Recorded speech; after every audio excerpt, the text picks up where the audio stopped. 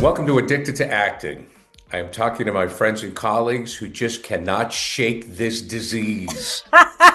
Alison Wachtler is with me, and I've had the pleasure of working with Alison and meeting her and getting to know her, and she's fantastic.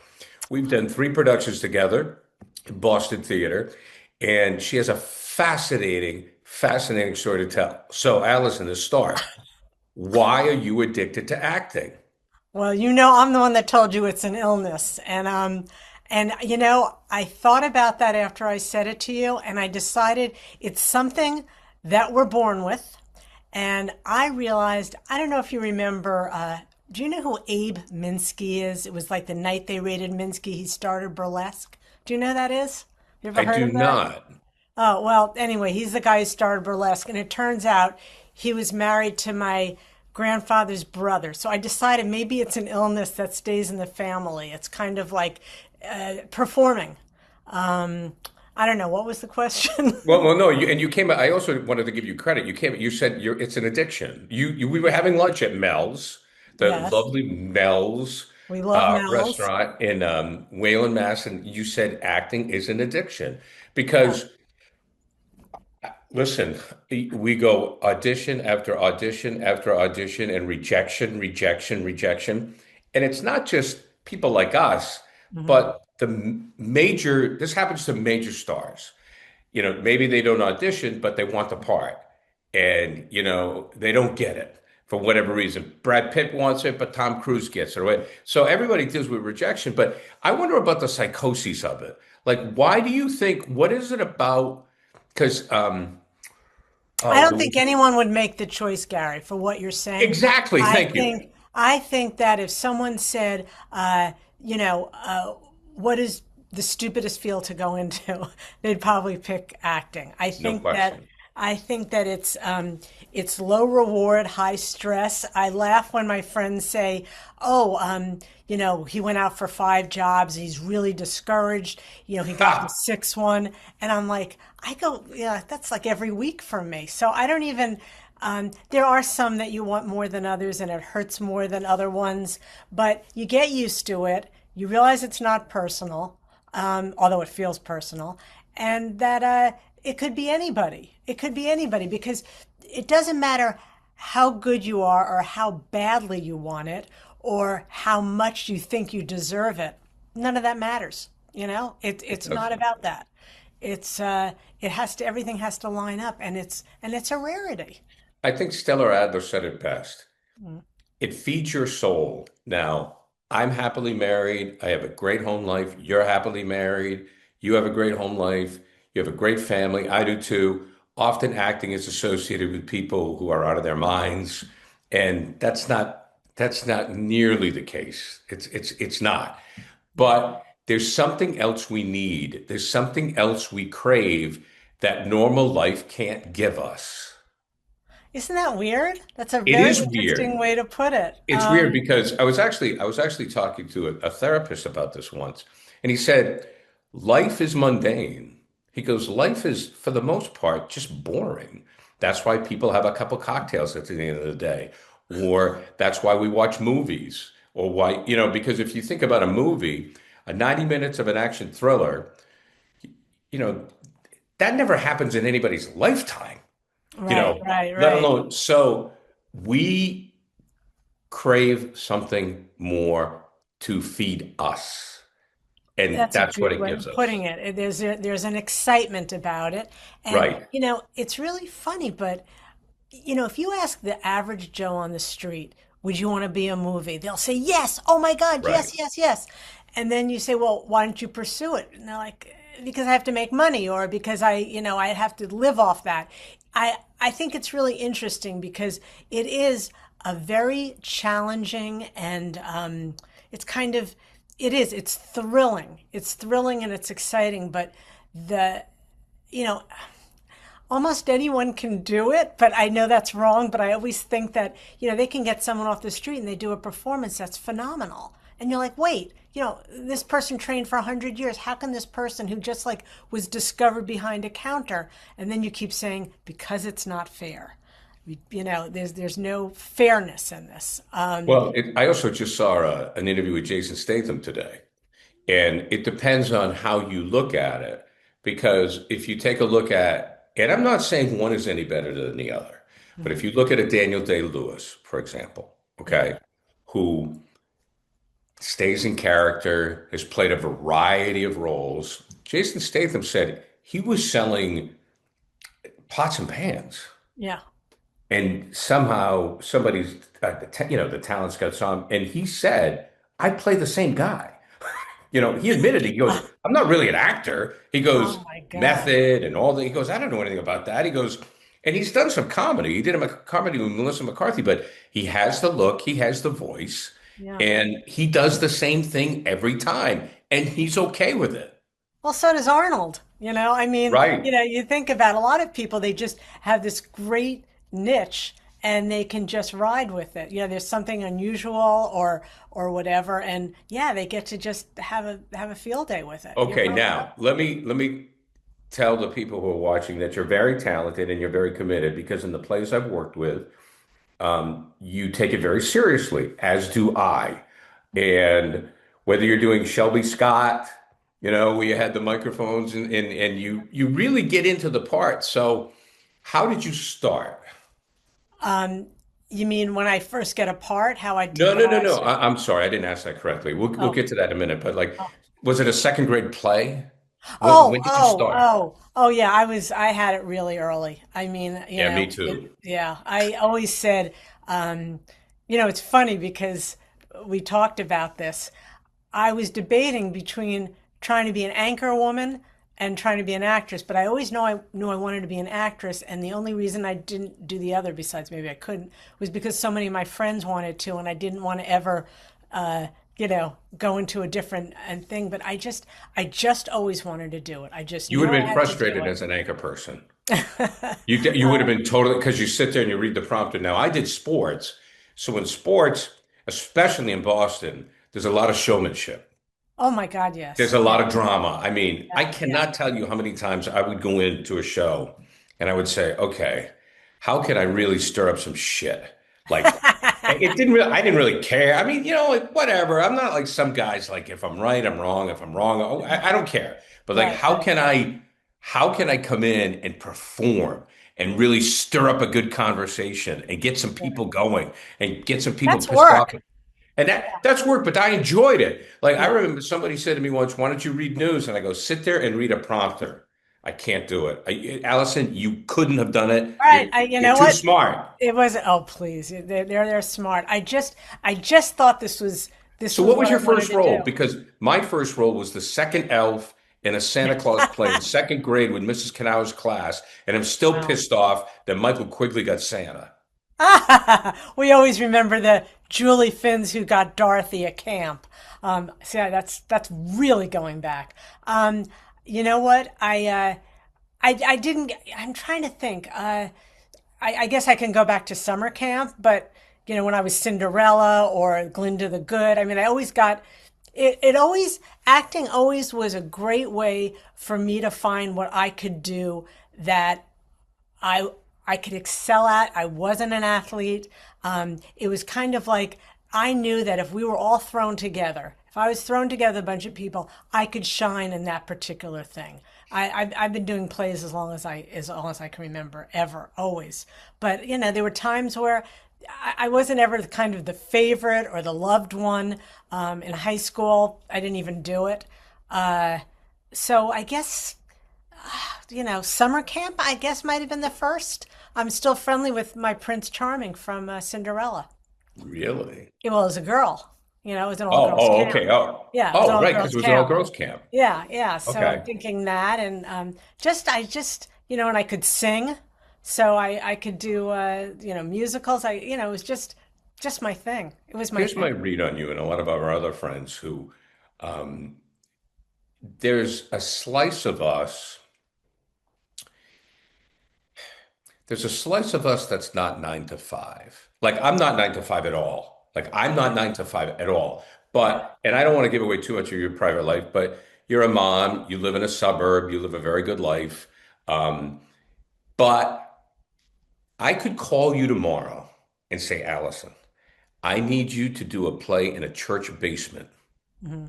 somewhere in Boston and you would show up. Absolutely. You would show up. Absolutely. Like Yeah. you would Oh, go, I'm yeah. in. Yeah. I'm in. Yeah. Like you Uh-huh. would go, you'd find a place to park, you'd come in, Right. you know.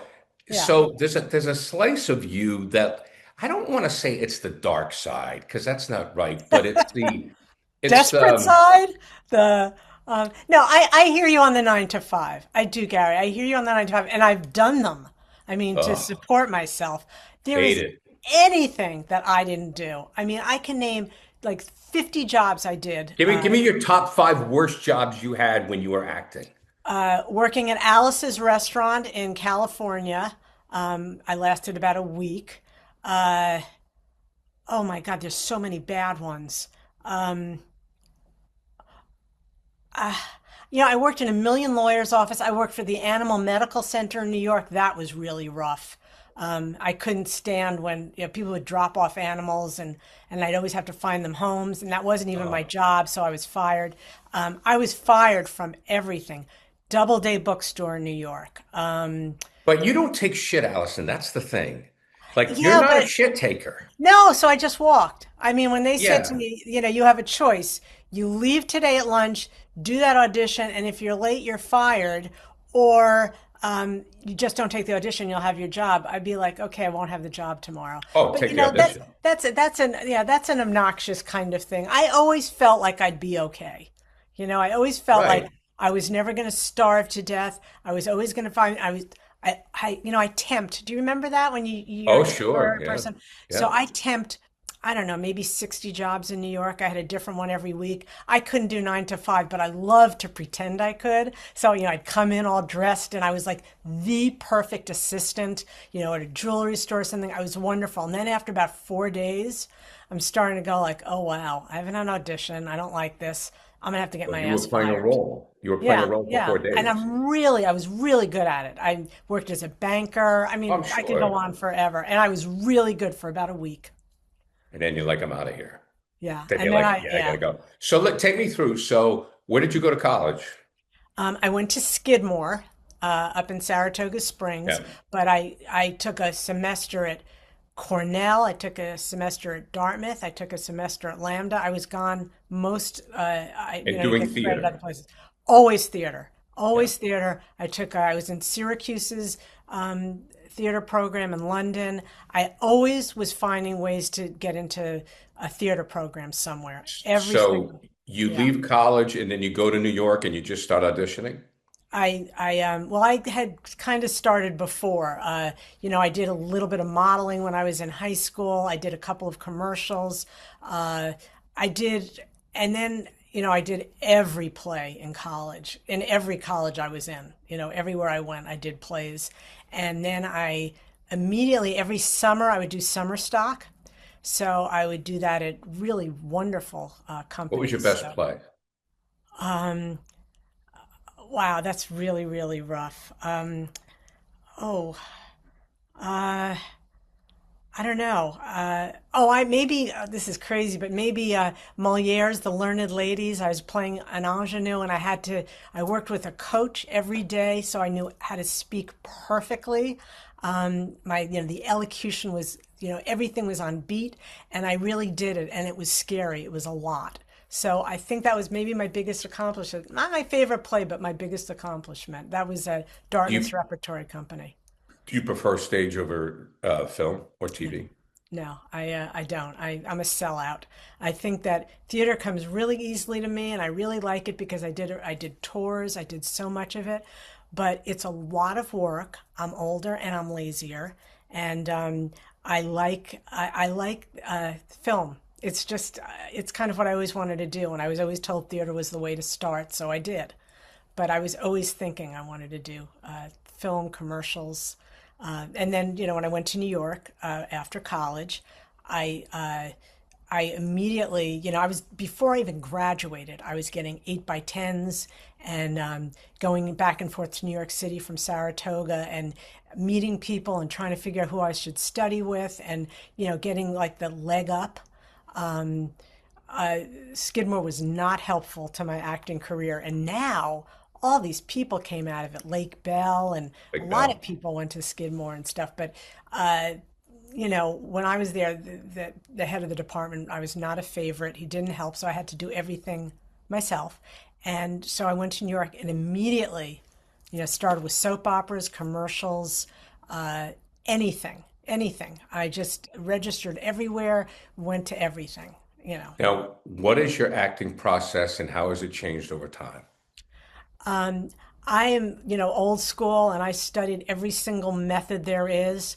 And I like to figure out what I have in common with the character, what I can use of myself for the character, what I can gain from them.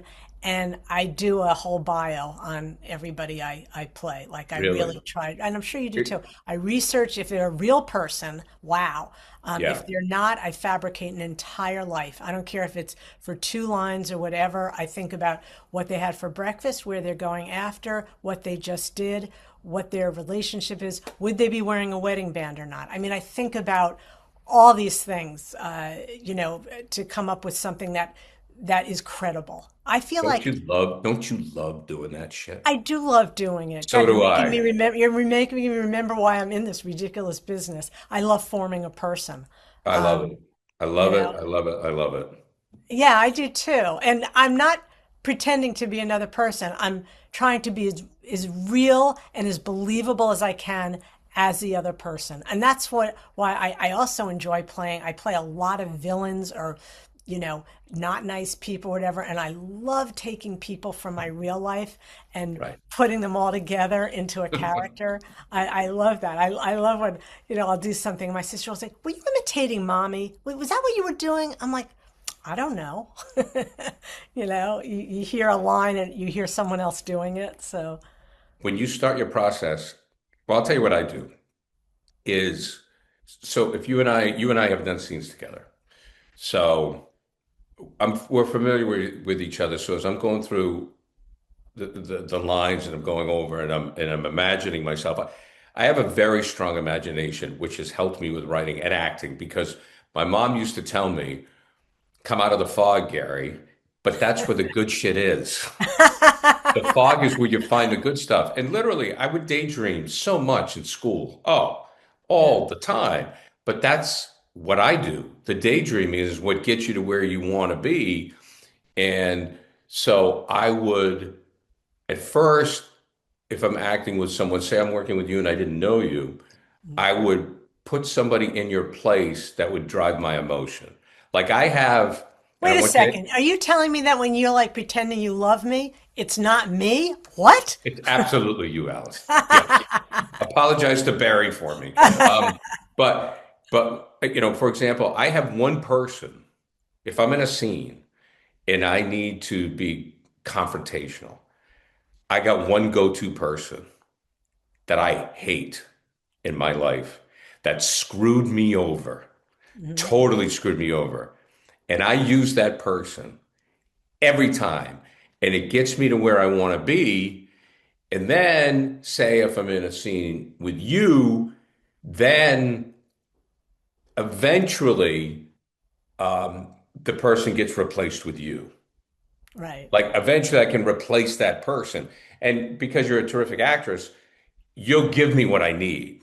That's the big thing. I don't think people don't really understand, or I don't want to sound uh, Pretentious. pseudo-intellectual, or Yeah. I don't want to sound like a snob, but it, it's just so much easier when your partner gives you what you need. Like if you give me a reason to hate you, oh my God, you know, Well, that's that's, the key. I always say it's like a tennis match. It's like when you have Right. a really good partner, you can hit it harder, you can trust them to do more.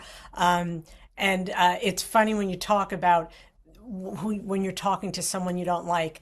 I've been using this person at Skidmore who was the acting teacher forever, and I run into him in the weirdest places. I ran in New York and I see him and I'm like, oh my God, you're him, the person who said, well, you should be out of this business. Right. There's nothing in it for Right. you. So, and then you figure after a while they become very small and very unimportant. So you keep the essence of it, but you just don't care about the person. Oh no. I had a friend of mine, and he's a friend of mine to this day, who told me I should not be on the radio. I should be a producer. Oh So my you'd be good God. behind. Yeah. So everybody has that story, unless you look like Julia Roberts, Hmm. right? Or Brad Pitt. Right. Everybody's got one of those stories. And it's just, you can tell that you're cut out for it if you keep going. Well, absolutely. That's a great way of putting it. If you can't be discouraged, and I think they're doing us a favor, and I'm not saying that kidding around, but if someone says, this isn't for you, or I got to tell you this is blah, it would go on, and you're like, thank you very much, it doesn't matter. Then you're going to be in it forever. I don't even hear when people say that anymore. You Oh just, yeah, yeah. it's just been too, and at this point, I'm so old that I'm older than the people who told me that I couldn't, and I'm still here. So, Right. as long as we know we're not going anywhere, we're going to Let's be. talk about your experiences because when I had Ian on, I said, let's talk about the positive and the negative. We'll start to the positive, then we'll get to the fun stuff when we all crashed and burned. We'll get to like our worst auditions because I've got some doozies. But a particular piece, I mean, you mentioned the play that you did, but a particular audition, a particular scene you did, and you were like, man, you could feel it. Like I nailed it. And why? Oh my goodness, this is going to sound really awful, but I always think I did a good job, and I can't understand why other people didn't. I honestly, for the most part, I'm like, okay, that's the best you could do at the time. Let's move on. I'm Well, that's a really, great attitude. you know, uh, I,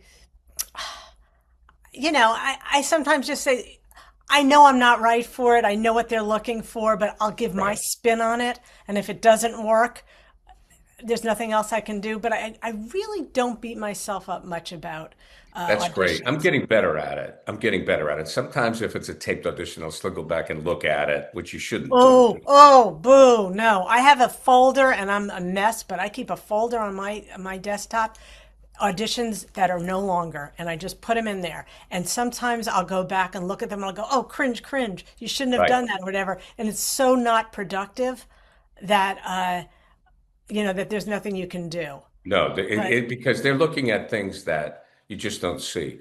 So you never had nothing, you can't think of anything you crashed and burned because mine was, I think I might have told you this at breakfast or something, but I mentioned it to Ian. Yeah, I was in with Angela and I started to ad lib for Smilf, yeah. and I started like, and she was just like, what the fuck are you doing? Oh wait, I can say something about this. If I took all the times that I was in a casting director and they said, "What are you doing?" or like, "What? Wait, what did you think this character was like?" or what that a million times. But Right. if you don't listen to that, and they're not always right, then I don't, there's nothing you can do about that. I went to an acting coach, someone really very good who's really talented for a film I really wanted to do in Boston. And he said, go further, take that risk, blah, Right. blah, blah. So I go to the guy who does a lot of things in town and I did the risks. And I swear he looked at me like this, like, how a dog Right. listens, but Yeah, yeah, looked at yeah. me and he was like, uh, can you bring it down a little? So, so I'm like, of course I can, but I was told that you like to, go outside Swing the big. box. Yeah, you know what? They didn't want me going outside of the box, and they thought I never got called back again from this person. I always think of them doing that, huh? When I did the audition, and I think they just think I'm out there. But I was trying to take a risk. But you know what? I guess that would be considered a really bad audition, but But you took a swing. I took a swing. I've You got missed to a take a lot. swing. You I miss a have lot. you have to take a swing. If you don't take a swing, and sometimes it may work and sometimes it may not, but you got to take a swing because you never know. Or Yeah. you're just going to be called back for the one or two line thing. Like for me, like the newscaster, which is great and I'm very appreciative, but I'd like to do more. So in order to do more, sometimes I felt like I had to take a swing to show myself out of that So role.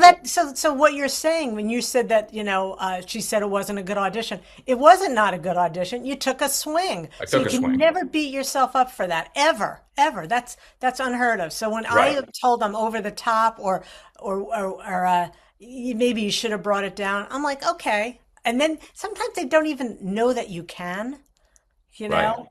They used to tell us with commercials, always go higher because they can always bring it back. But when you get to film and television, it's not that. It's They want it bringing it down. down. But if you have a really good idea and it takes it to a different thing and it's wrong, what are you going to do? What are you going to do? You Yeah. take a chance. Okay, some of the roles, for example, Sorry Baby, which you're very Mhm. proud of and you stole the show. Tell us Oh, about yeah. that process and how you got it. Um, you know, doing an audition, I did, I think, three that day, and I didn't even feel like having a scene partner because I was sick of negotiating, finding one. So I actually took out the other person's lines, what they tell you never to do, and I did it as a monologue. And I just did it. I just figured this is a person who's sick of her job. She has to get home to her cat. She's done this 550 times this week.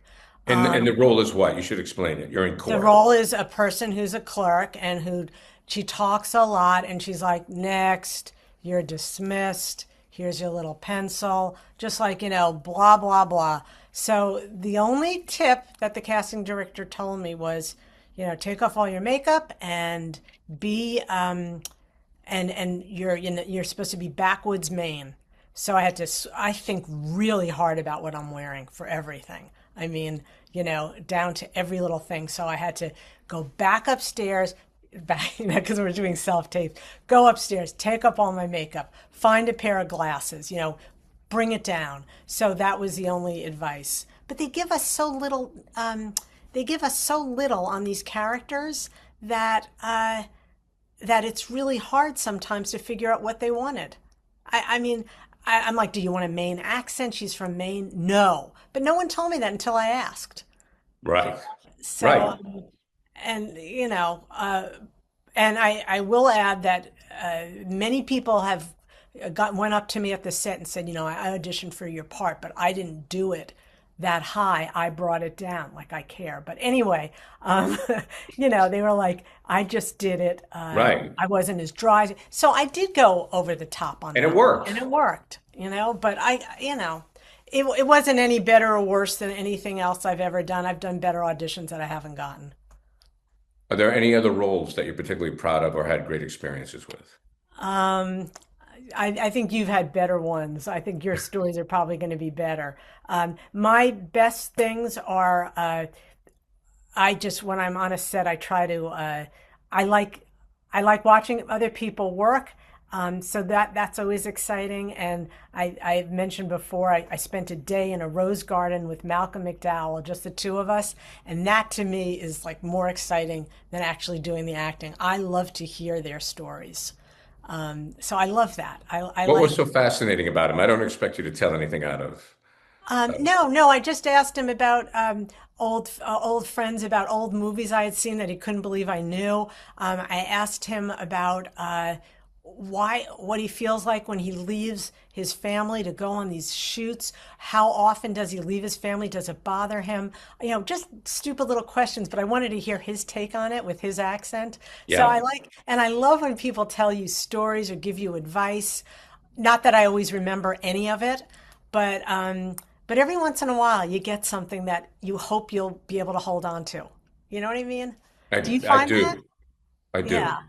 I Yeah, I mean, do. you've worked with so many sports people who have probably such great stories about pulling themselves up. I would think that would be so inspirational, you It know? is. It is. And it's something that I certainly take for granted. I mean, obviously, Tom Brady's at the top of the heap because he was a Yeah. sixth-round draft pick. He was picked 199th overall. Nobody thought he was going to be a player. He was the fourth-string quarterback. And, look at him now. Now he's part owner of the Raiders and has seven Super Bowl rings. So So do you that's, remember him at the beginning? oh, sure. Oh, yeah. Oh, yeah. Wow. That's when he was approachable. That's when you could talk to him. That's when he would, I mean, he rented Zolak's apartment.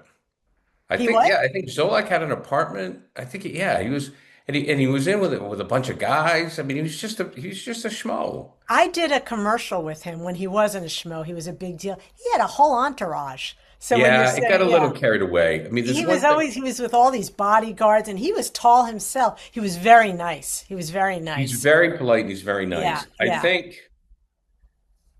uh, and I believe me, this is not a criticism, but I think he likes being Tom Brady, Well, he's which earned is it. what, something he certainly earned it because there are some guys who don't like it. Like Aaron Rodgers doesn't like it. They don't like the attention. I mean, Brady, the great thing you could say about Brady is he understands his responsibility and his responsibility to the fans, to young sports fans, to the organization. I mean, really, he's a stand-up guy that way, I think. Yeah. But that's the big one, man. That kid came out of nowhere. Because when he showed up at Foxborough, no one, I mean, no one, especially Drew Bledsoe, thought that he was going to make the team. I'll tell you Isn't that that right. great? He had such a good belief in himself. So, I mean, so there you go. It's like when you get these stories and you get to, uh, meet these people, and it's nice. It makes you feel like you belong with them, like you're Right. talking to them, so you're there. It's like you're taking up space in this world with someone who you want to take up space with. And that's how I feel about acting and acting with good people. It's like, we belong there. Right. Absolutely. Yeah. Allison, this has been great. Do you have any advice for anyone that wants to do this get into this Well, business? I always say if there's anything else you can do and anything else that you have a kind of inkling that maybe you'd like to try, do the other thing. I mean, that's really awful. But I wrote down something that I really, really liked. I saw that did you I don't know if it's a guy who accepted the Tony for Hadestown. And he said, just remember the top of one mountain is the bottom of the next, so keep climbing, and slowly is the fastest way to get where you want to be. And I wrote them down and I love that. And I just feel like I know it's cliched. It is not this isn't a sprint. It takes a long time. And you just have to make the commitment and decide that you're not going to listen to people who say, so what did you do? What have I seen you in? What's your next film? How long are you going to be doing this for? I just you just have to do your own It's a thing. hobby, right? Oh, it's just a thing. It's just a It is hobby. an Yeah, addiction, yeah, it's an addiction. No, which it's not brings a us hobby. back to where we It's an started, right? addiction. Thank you for the Yeah. name. Thank you for inspiring the show, Alison Wachtler.